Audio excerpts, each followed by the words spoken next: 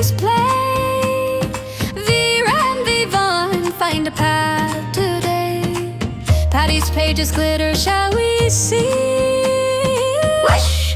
We're walking through our history. Journey to the poet's sea.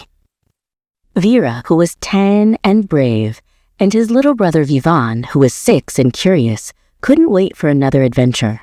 They raced up to the attic and opened the magical Payanam Puthagam. This time, a painting of a grand wooden ship sailing on a sparkling sea glowed on a palm leaf. Ready to sail, Vivan. Veera grinned.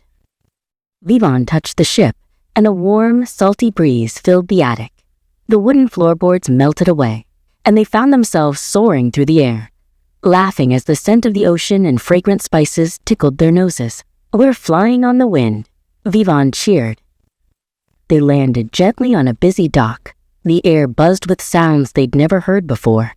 Tall ships with huge, billowing sails were tied to the docks, and merchants in flowing white clothes called out, selling colorful silks and fragrant spices from faraway lands.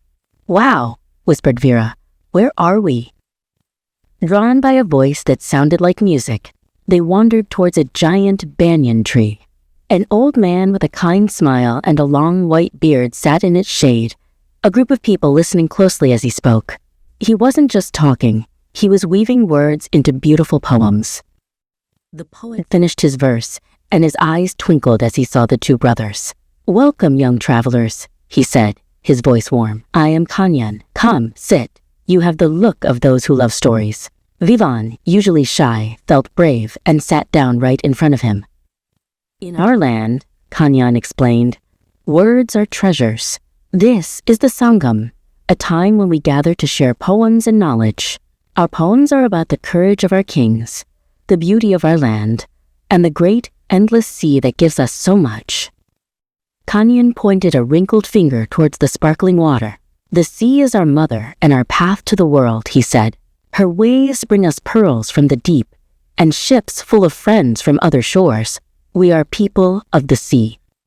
Seeing the wonder in their eyes, Kanyan picked up a sharp tool and a fresh palm leaf. With swift, careful movements, he etched a little poem. "For you," he said, handing it to Veera, "about two brothers who ride the wind and carry stars in their eyes." As Veera held the precious leaf, he felt a familiar warmth from his bag. The Payanam Puthagam was calling them home. "Thank you, Kanyan," he said. The old poet simply smiled. "Carry the words with you," he whispered as the bustling port began to swirl into a beautiful pattern of light. They were back in the quiet attic. The sunbeam was the same, but everything felt different. In Veera's hand was the palm leaf, a real piece of the past. They knew that poems weren't just words on a page. They were adventures waiting to be read.